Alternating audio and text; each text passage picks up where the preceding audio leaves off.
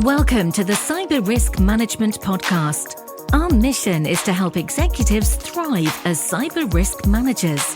Your hosts are Kip Boyle, Virtual Chief Information Security Officer at Cyber Risk Opportunities, and Jake Bernstein, Partner at the law firm of K&L Gates.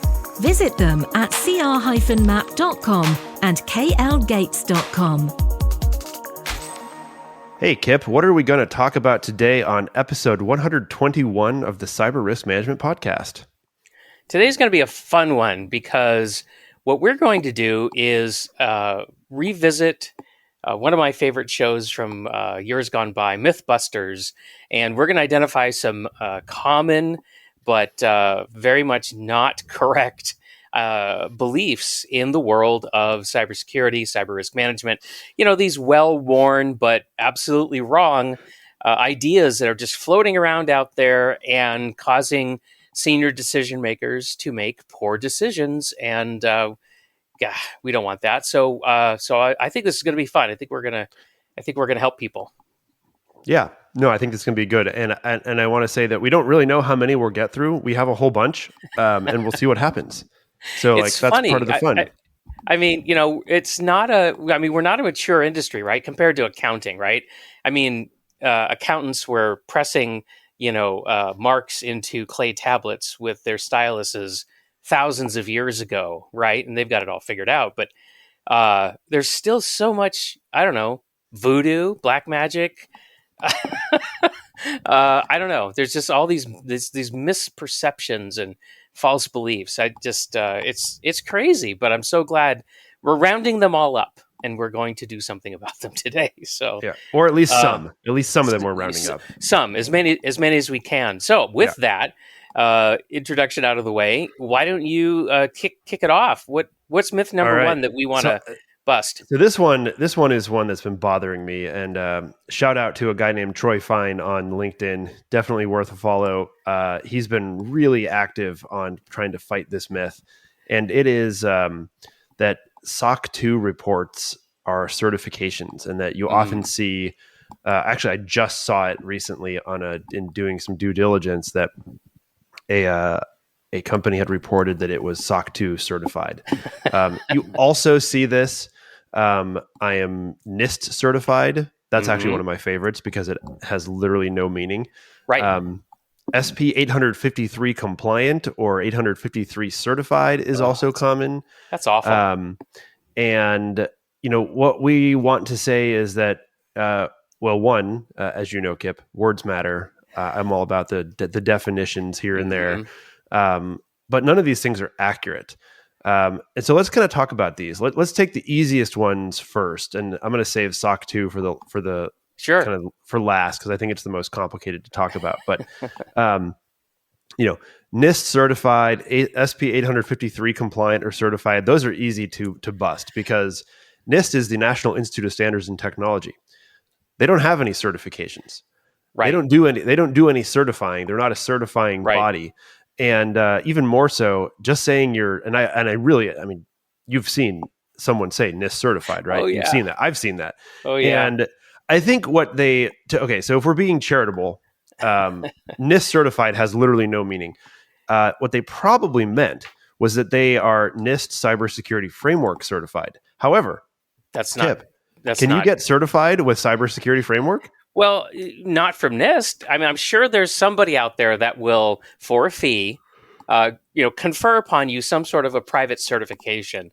I just don't have any doubt about that. But that's probably true. But those are not worth much. No, they're not. And as far as being NIST certified, well, I suppose it would make sense somehow if NIST published one thing. Right. If there was only one thing that NIST published. But that doesn't happen. No, NIST has. I mean, NIST certified. Well, I don't know. Does that mean that your gasoline pumps at your service station are guaranteed to dispense 1 gallon of gas? There's an example. No matter what the temperature is. That's right. There's an example where things do get certified, but that's very specific. Yeah. That's NIST, right? NIST says what is a gallon. NIST. They do all that stuff. But let's talk about 853 because I think this one is even more common. Yeah. What is I mean, everyone. For those who don't know, Special Publication 853, which is currently in revision 5, is 400 pages. I want to say. Yeah, it's huge. It's huge, and it's a control catalog. It's a very useful tool. It's a very useful tool, but I don't think it even. One, I'm not even sure it's possible to implement all the controls. No, that would be ridiculous. That would be a 10. That you'd be a 10 on our scale of 0 to 10. Where 9 and 10 are excessive. Yes. Actually, that might be an 11, Kip, honestly. You know, it probably busts the scale. It busts the scale. So you cannot be 853 anything. 800 No. SP 853 is a catalog of controls that you can use to build a very reasonable cybersecurity program, but it is not something that you can be certified or compliant with. It is that's just not its function. You can use it. You can say, hey, we use it as a guide for our program because, a lot of people don't know how to use 853. And I've actually taught lessons in my online training courses about how to use 853. It's an amazing resource because it just contains so much, really insightful ideas about how to do stuff. Like I talk a lot when I give the example about how do you destroy data, and by looking at the 800-53 data destruction control, their template control, I mean, you can just see all kinds of different enhancements to the control that you might want to make. It's great because you can kind of dial in the amount of security you need. Yep. Okay. Let's talk about SOC 2. Yeah, the bane of our existence in some ways. In some ways. So SOC 2, first of all, SOC stands for Service Organization Controls. Yep. And it's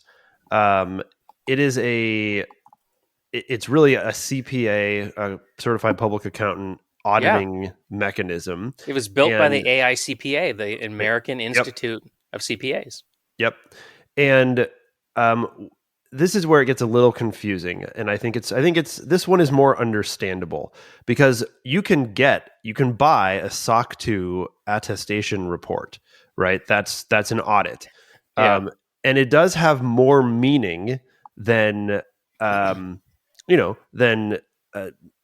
for example, like NIST certified literally means nothing, but having a SOC 2 attestation report, does say something. Right. The problem, it's though, an independent attestation. It is. The problem is that SOC 2, and this is not. I'm just to be clear, I'm not going to spend this episode criticizing SOC 2. If we want to do that, we can totally record a separate episode on the There's so many myths in there, right? The utility or lack thereof of a SOC 2, but the thing about SOC 2 is that the way to think about it is it's a test, right? And you do get to write the person taking the test, in a sense, actually in a very real sense, gets to decide what questions are in the test. Yeah. Right. Yep. And then what happens is that you invite a third party auditor, usually a CPA firm, one that you pay for, to come in and basically verify, test your controls. And all they're doing is testing whether those controls are present. And as you say they are, they do not. And I think this is super important.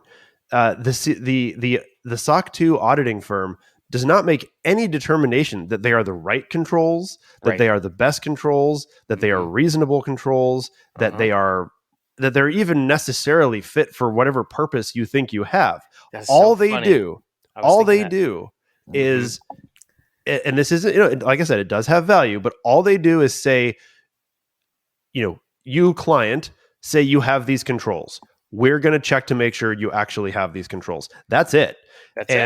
And what it is an attestation report from the auditor and that's what it says. You said you have these controls. We looked. We say you do have these controls.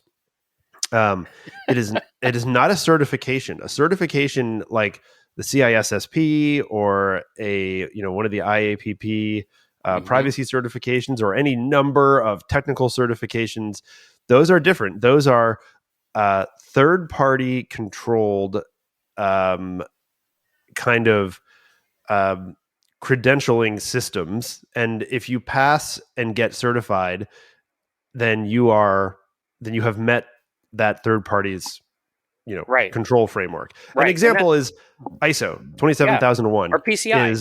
or PCI DSS, yes. But ISO 27001 is the only cybersecurity certification that is widely recognized. That I would say. I don't think. I mean, I suppose it's possible, Kip, that you and I don't know of any other ones, and that they do exist, but I certainly can't think of any like true certifications for organizations related to cybersecurity other than the ISO certifications. Yeah, well, I think that's an incredibly popular one with a broad scope because it's an information security management system, so it covers everything that organization does to identify and Yeah. manage cyber risk. PCI DSS is very, very technical, Very specific. for the most part, very specific and scoped. It's only going to apply to cardholder data, and if you can somehow wrangle all your cardholder data into a single system, that's all you're testing is that system, right? So it's not quite as broad in its coverage, but there are other ones out there that haven't been finalized yet. Like, but I CMMC think one of the big I think one of the big differences though is that with SOC 2, management is choosing the controls that it's going to be tested. Right. ISO 27001, PCI DSS, CMMC, management doesn't choose the controls. That's true. The controls are set for them by somebody else who doesn't have any skin in the game. So I think that's a big difference. Agreed. Okay, I think we've busted this myth. Why don't we move on? Okay, but if we're going to bust the myth, I think we do need to say whether or not there's something to it. So, like, there is some value in a SOC 2. There really is. Like, I'm guiding 2 customers through a SOC 2 attestation right now. We're in the pre-phase where they're selecting controls and they're writing their control statements and they're gathering their evidence and so forth, right? So we're in this early preparation stage. And I think if you do it well, actually a SOC 2 can be an amazingly helpful thing to have.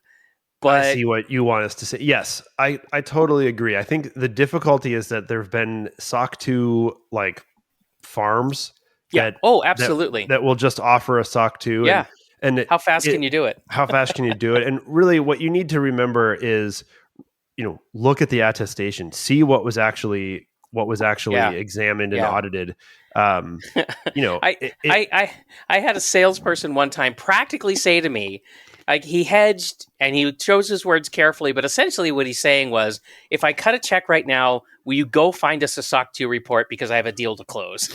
Yep. And that's so it becomes a checkbox item, right? Yeah. Yeah. It really does. and that's where you can get into trouble. So, okay. Yep. Myth busted with a whole lot of caveats because it is complicated. So, yeah. All right. Okay. What's myth number 2 here? Okay. So this myth is around senior decision makers in, I don't know, a state of denial, ignorance. I don't know how to exactly to describe this, but it's like when somebody says, "Well, I don't store or process any personal data, so we don't really have any cyber risks to manage." And there's a variant on this, which is, "My data isn't worth anything." And so, right? Yeah, no. So this one I think is fairly straightforward, and I suppose we can blame, like, the reason for this myth I think is not totally unfounded, right? And it comes from the idea that at least historically, what got all the press was data breaches, right? Credit cards, personal health information, customer and consumer records. And there is a temptation if you do some self-examination and think, and you're like, okay, I don't have any of that, right? Right. The most I have is some personnel, HR type stuff. Right. I've got payroll data. Yeah, I got some payroll data. But there's a lot of businesses that don't process or store large amounts of personal data or credit card information, stuff like that. And I think the temptation historically was to say, well, we always hear about these data breaches. Hackers are clearly wanting this data. Mm-hmm. my data isn't worth anything because it's not personal data. Right. Therefore, I don't have any cyber risks. Right. Why don't you bust that myth, Kip? Yeah. So I bust this myth actually pretty frequently. I'd say once or twice a month. I'm talking with a prospective customer and they say some variant of this. Often they're in the manufacturing space or they are in some kind of business like maybe real estate. Commercial real estate, I think, is a good example. Not personal real estate, but commercial real estate. Where they don't really routinely handle personal information, and so they look around and are like, why would anybody attack me? And they completely overlook the fact that their business depends on their ability to control their systems. That if their systems become out of control, that it's going to have a massive and immediate negative impact on their ability to serve their customers. And of course, I'm talking about ransomware and things like that. And so I have to tell them, like, well, there are people out there who would like to take control of your systems away from you and then charge you a hefty fee to give that control back.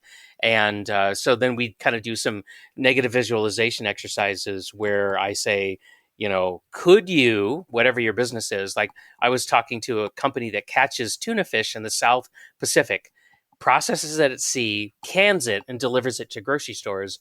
And I asked them, I said, can you do that? Can you do any of that without your computers? Like, can you actually have a can of tuna show up to be sold at a retail outlet? And they had to think about it for a moment, and they realized they couldn't. Like, there were some things they could do, like they could catch the fish, but they can't actually get them to a store in a canned form because they're so computer dependent. And so tons of cyber risk there. Yeah, very much so. So yeah, I think this one is fairly easy, and I almost hesitated to include it because it feels a little old. That being said, as we both discover on a routine basis, it's only old for those of us who live and breathe this stuff every day. Right. It's almost obvious that this is a myth. It's still floating around out there, but like it's a lot of still myths. there. Yep. No, it very much is. Here's another one. So busted, right? Busted. Yep, I think so. Here's another one that's kind of in the same vein. And I love this one because, oh my gosh, this one is still so common. And it's something like this. My business runs in the cloud, so my cyber risks are minimal. This is a relatively new myth. It is a relatively new. No, but this it's is widespread. True. It is widespread, and it's fueled by marketing dollars spent by, big surprise, cloud providers. Right? They tout the security that they can provide. They talk all about what the security that you're going to inherit from them. They don't talk all that much in their marketing and their pre-sales about all of the things you have to do once you show up. And let's be fair when we say cloud providers, because that encompasses, as everyone is, should be aware at this point, you've got infrastructure as a service, IaaS. That's like the raw, one step up from the metal machines, right? You've got platforms as a service, and then you've got SaaS, software as a service. Mm-hmm. In my view, this myth is by far promulgated mostly by SaaS and somewhat by the platform as a service. The infrastructure as a service, the underlying, what is it, big 3 or 4, cloud service providers, they are pretty good. There's 2, and there's one trying to be a third.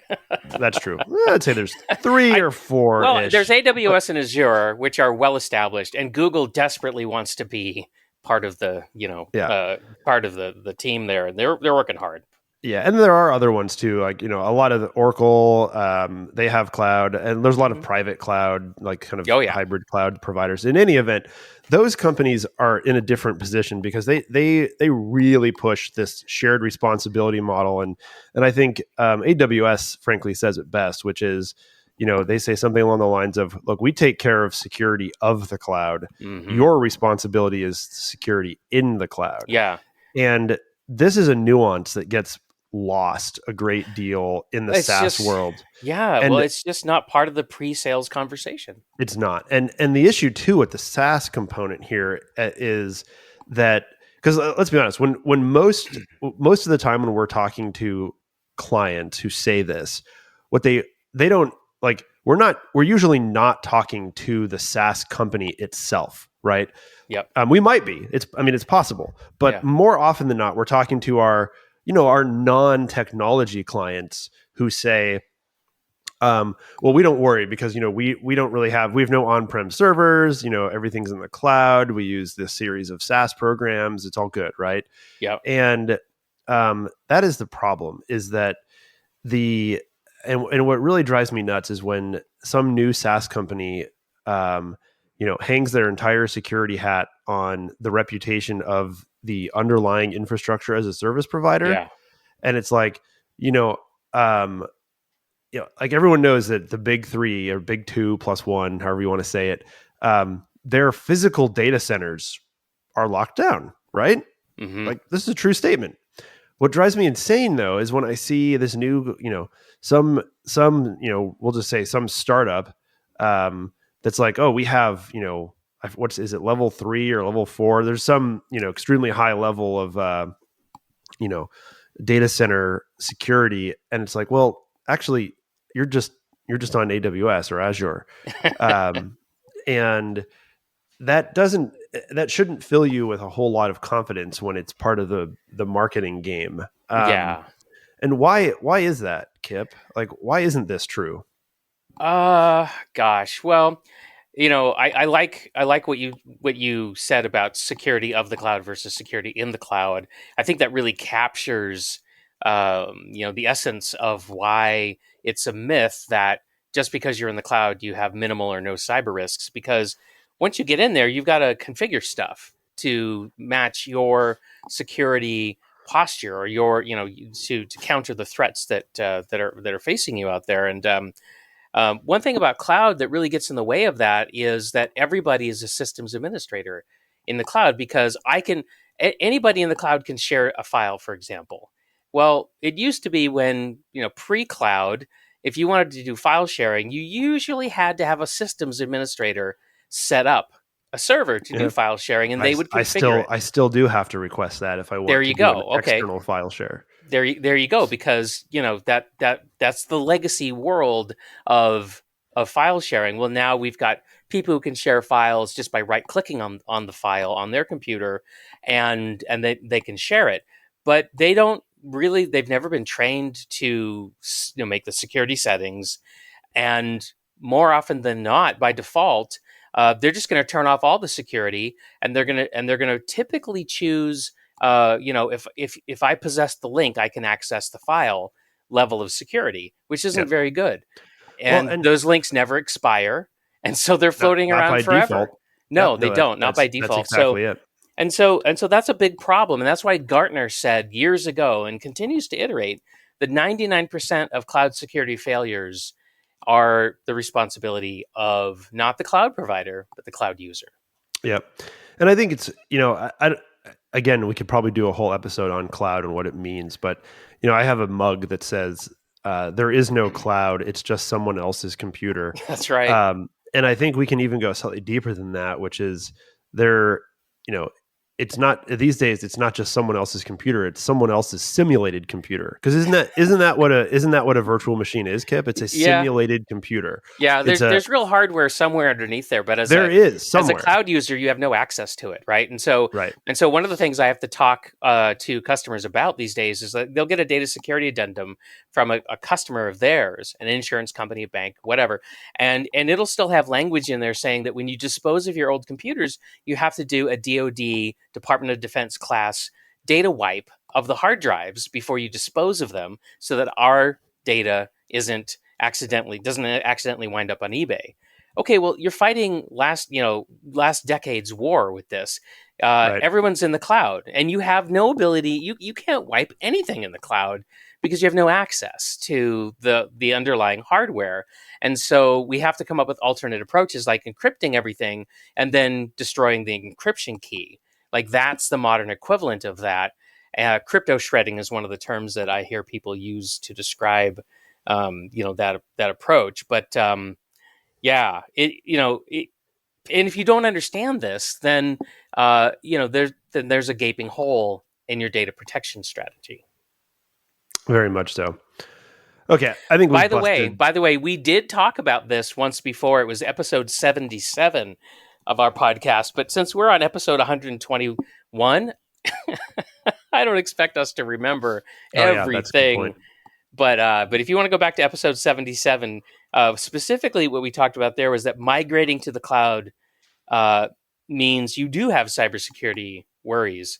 And so we really unpack this myth, I think, in episode 77. Okay, what's the next one, Kip? Hackers don't target small businesses, something I hear a lot. And of course, the variant there is that cyber criminals only attack large businesses. And this myth is really interesting because it's actually, I think, grounded in a dominant view of businesses where if you're a senior decision maker and you want to sell something, it's been generally true for a long time that if you can sell your widget to a very large enterprise, then your profit per transaction is going to be really high because you can probably sell them 100 of your widgets because they're a large enterprise and you do one deal. Whereas if you target mid-market or small companies, to sell 100 widgets, you're probably going to have to do 25 deals or 50 deals or 100 deals, right? And each deal has a transaction cost and that's friction right. and all that stuff. Yeah, that's right. And so your profitability isn't as good because you've got to do all these separate transactions and deals.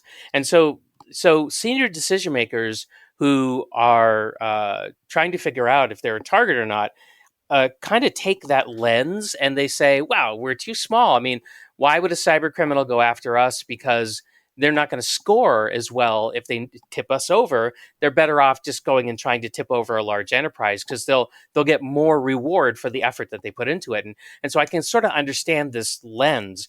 But what they're not paying attention to and why this is a myth is that every technology Amazon has to terrorize Walmart is in the hands of the cyber criminals, which means they can attack us at scale, and the cost per attack is negligible. So they can afford to attack everybody. So what we're saying really here is that while it is true that the transaction costs for making deals is something, right? We're not saying it's high or huge or insurmountable, but it's something. The transaction cost of attacking is essentially approaching zero. It's like software, right? The first time Microsoft wrote Word, and the first copy that they sold, they lost money. Because if it cost them $5 million, making up numbers here, to write Microsoft Word, but then they sold the first copy for $99, they lost, a lot of money. But the marginal cost of selling the next copy is the cost, well, it used to be the cost of a CD-ROM or a DVD, and now you just have to have a download server. And so, yeah, I mean, once you open up your hacking operation, and you hack the first one, that cost you a lot. But everyone after that, the marginal cost is practically zero. Yep, that's right. Okay, so I think that one's busted. And one of the easy ways to say it too, just to really hammer this one home is, let's say I'm a hacker group, I'm a criminal, and I want $1 million. Do I really care if I hack one large company for $1 million or 10 small ones for 100,000 when the cost to me of each hack is the same, basically zero? Yeah. The answer is I don't, particularly since as things have evolved, it's actually becoming easier for me to successfully attack those small and medium-sized businesses. Thank you. I was just about to say that because a small, medium business, as we've said before, has all the security risks of a large enterprise, but they have only a fraction of the budget to do anything about it with. And so they're a much easier target. And that's why I encourage our customers to be hard targets, to be difficult targets, not to be perfectly secure, because that's just not reasonable. Okay, one more myth. Yeah, one more myth, and then I think I'm gonna call an audible and do a speed round after this one. Okay. Now this myth one, number 5. Yes, this is one of my pet peeves. Tell me, Kip, have you ever gotten a file that says pen test report, and you're like, oh, this is going to be exciting. I'm looking forward to reading this, and you open it up, and you're like, wait a second, wait a second, this is actually just a vulnerability scan from Yeah, this an is canned automated vuln output. scan. This is canned output. This is not, and you're just like, oh, what's going on? And Right. so, what is the myth here? Well, it's a misunderstanding. Again, it's very similar to that SOC 2 certification issue that we talked about at the beginning. There is a difference between a penetration test and a vulnerability scan, and Big you one. know. And there's a big one, and and the variant, or I should say, a corollary of this myth is that people believe that they're safe because they quote regularly perform penetration tests. The Yeah, problem is that they're talking about $2,000, and this is just a number we pulled out, but cheap, I've seen this number. inexpensive, quote unquote pen tests, and they're just not pen tests. So Kip, you actually your company does penetration testing. Yeah. Why don't you tell our listeners who don't know what the difference is between a penetration test and a vulnerability scan? Yeah, sure. And So, why, hold on, and why one should never confuse the two, particularly if it's a question of due diligence or responding to a insurance application or anything of the sort. yeah, I would say that I mean, there's so many different ways to characterize the difference. So, what I'm about to say is not the exclusively correct way to characterize the difference. This is just how I think of it. But a vulnerability test is really a highly automated uh, thing that you do. You purchase access to a vulnerability scanner. You feed in one or more IP addresses. You might tweak a little bit, like you might put in there, that the target is a Windows machine versus a Linux box or something like that. And then you press the button and then you walk away. And at some point, a report pops out. And that's pretty much it. I mean, that's the whole exercise. Now, if you're really good at what you do, you'll actually go through the report because it's canned and clinical. It's not contextualized at all, right? So like like a high severity vulnerability contextualized might be a medium severity vulnerability or something like that. Now this is where you start crossing over into a penetration test where the context is very much considered, and I might use a vulnerability scanner or some other automated tools Almost to always to start a pen test. to do some of the work, but I don't just stop when the scanner finishes running. We did a pen test recently where we said, "Hey, we're going to simulate a uh, an ordinary employee, right? So please make us an account, just like you would make for any employee who's not a systems administrator, right? Doesn't have special privileges, and we're going to remote access into your environment and see what we can do." And I've got a guy on my team who went into this situation, and and he worked around a lot of the controls manually to the point where he was able to access all kinds of things that should never have been, accessed, that they weren't intending to be accessed, based on the way that they had set up the VPN and so forth. And no vulnerability scanner would have found this stuff. No automated vulnerability scan would have found any of these things.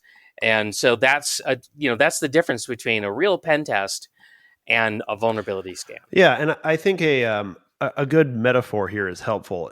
A vulnerability scan is a little bit like walking down a row of cars and pulling on the door handles to Yeah. see if they're locked or unlocked, Yeah. right? Whereas a pen test would be, going down that row of cars and determining if any of them could be unlocked remotely via a code, and then getting your hands on that code and unlocking the door through the internet, right? And it's a rough metaphor, but Yeah. it's kind of it's a different level of sophistication, That's a great and word. provides a different level of information back to the person, to the entity being tested. So, really, please don't label your vulnerability scans as penetration test reports. They just aren't, and anybody who knows is going to immediately facepalm when they see that. Yeah. So, Yeah. okay. And we don't have time, but I could unpack how we got to this point, but Oh, it doesn't totally. really matter. Okay. So, okay, Lightning Kip, round. lightning round. Okay. First, and I'm just going to toss these at you, and you're Uh-huh. like, you can very briefly say yes or no, and Okay. then why. Okay. First, a couple of credential myths. All right. Um, Here's the first one. Statement: password complexity requirements will keep us safe. Currently a myth, used to be true. That's one of the things about our work is that truisms become false after a while. And these days, really, it's just about how long can you make your password and still remember it. And that's why we talk about passphrases. Right. Okay. And then here's an error. This one's very common these days. Getting MFA logon codes by text messages is totally safe. Same thing, right? It's a myth, but it used to be okay. And the reason why is because there is no security in the text messaging system. Yeah. It was never designed to be secure. And we're seeing cyber criminals tipping that system over in the sense that they're not destroying it, but that they're actually able to manipulate it and monitor it. And we've Yep. seen some really big, successful cyber attacks as a Well, result of that. and the current advice is even starting to become potentially problematic, right? Which is, use one of those very secure app-based authenticators where Yeah. you get a push notification. Hmm. The bad guys have started to figure out how to socially engineer their way past push notifications Right. by spamming them. And Yep. eventually someone is going to hit, fine, accept. Yep. And that's a problem. We even have a Okay. turn of phrase for that, MFA fatigue. MFA fatigue, exactly. Okay, I'm going to save the a few for later, but I've got 4 responsibility myths that are super Mm. quick. First one: Okay. cybersecurity is too expensive and will always feel like the long, sweaty line at the airport. I like it. I think you wrote that. I did because that's the dominant feeling that I get from a lot of customers when I first encounter them. They know they need some additional cyber protections, but really all they're thinking is that, oh my god, we're just going to turn into this process bound high overhead operation where we'll lose our agility. We'll die homeless and penniless. We'll have to live in a box under a bridge, and nobody will love us. I mean, so, Yeah, and I see. and no, it doesn't have to be that way. Cybersecurity doesn't have to be too expensive. But you have to balance it, and it can be balanced. It's just that the balance goes out of balance after a while, right? It It's does. like the tires on your car every now and then have to be rebalanced because things change. You ran into a pothole, you changed the shape of your wheel a little bit, and now the thing's wiggling and jiggling, and you got to take it back and get it balanced. Now, this next one is actually really important. Cybersecurity has to be done exactly right, or it's not worth doing at all. Oh, all And my little perfectionists out there. yes, and before you answer this one, I just want to say too that, um, you said you just used the phrase MFA fatigue. Well, a few years ago we were talking a lot about breach fatigue, and in the security world, we used to talk a lot about the perimeter and keeping people out.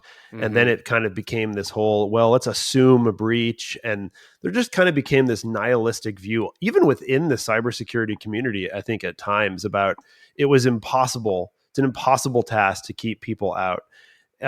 So why even bother? You're going to get breached. You're going to get Right. it, and I think it's even worse out there amongst, our customers and our clients when they see major breaches of huge companies, and they just think Yeah. to themselves, well, if they can't do it, how can Right. I? Yeah. They just throw up their hands, and I tell customers too. It's like, well, nobody can do perfect security. Nobody can get it exactly right. That's one of the lessons of Edward Snowden. I think is that the NSA, with virtually unlimited resources, still could not prevent an Edward Snowden type That's true. breach. And so so that's why this is a myth. Is because we're never going to get it exactly right. And in this day and age, I just keep going back to just become a harder target. Right, Yep. that is the bar these Well, days. Is just become a harder and target. at the risk of slowing down the lightning round, and I promise we'll stop here in a moment, it's that you also have to consider that cybersecurity is not a binary thing, right? No, It's not a yes or no or 1 or 0. And if you really want to understand why, just consider the hypothetical. You know, would you rather be down for 3 weeks or 3 days? Right? That's what we're talking about here in a lot of situations. Yeah. Either way, either way, one could say you failed, right? Yeah. You got hit, you got attacked successfully. But there's a big difference between recovering in 3 days versus recovering in 3 weeks. Right. Okay. Right. Absolutely. And so anybody who's out there thinking like that's impossible, it's not impossible, and it can actually make a big difference for you. Yep. Okay. Last two for the speed round. Cybersecurity is the IT department's job, so I'm relying on them to keep us safe. God, I hear that so often. And this is a myth. I mean, it used to be true, again, right? Because it used to be that I could just look at the IT folks and say, will you please make sure Norton Antivirus is on all of our computers and make sure that it stays up to date? And that was the easy button. And if you did that, you were okay. Of course, that's not true anymore. That's too simplistic. There really aren't any easy buttons anymore. And so you really can't rely on the IT department to exclusively deal with this. Plus, it turns out that, and it's been like this for a long time, we beat the IT team up all the time if systems are unavailable. So they got that A in the CIA triad totally nailed, right? They're always keeping things available. But to keep things confidential and high integrity, which is the other two, elements of CIA, well, those kind of work against availability. And so IT teams tend to default towards more open systems because they're just easier to keep up and running on a day-by-day basis. And so that's kind of the insight there. And if you want to really explore this myth, episode 105 is where we really drilled in deep on the idea that your IT person is not your cybersecurity person. Yep, that's right. And the last one, a third-party security provider will secure everything, an MSSP. Yeah. Well, they'll secure what their tech stack will let them secure, and that's about it. That's about it. Yeah. And we could probably do a whole episode on that. And they're a treasure chest for attackers, right? Because if I can get into an MSSP, isn't that the Kaseya issue? Yeah. Isn't that what that? Yeah. Yeah. If I can exploit an MSSP, then I can easily push malware into the environments of all of its customers. And yeah, we've seen some awful hacks related to that. So okay, so one last note before we wrap up: a major myth that we didn't mention because we talked about it way back in the mists of time in episode 12 was that compliance with laws and regulations equals minimum viable cybersecurity program. In other words, compliance is security or security is compliance. That is a myth. It's been busted repeatedly. If you'd like to know more, go back and listen to us when, I was probably recording with, AirPods or the built-in microphone. I apologize, for my historical person, my historical self. But yeah, episode 12. Episode 12. Okay, everybody. I think that's enough myth busting for one episode. Thanks for being here, and we hope that this was helpful. And if you are struggling with any of these myths, they're busted now. Now you know what they really, what's really going on. And if you're working with a senior decision maker that's under the spell of one or more of these myths, we hope that this has given you some insight into how you can explain to them using ordinary language why it's a myth and what the truth of it is. So thanks for being here. We'll see you next time. See you next time. Thanks for joining.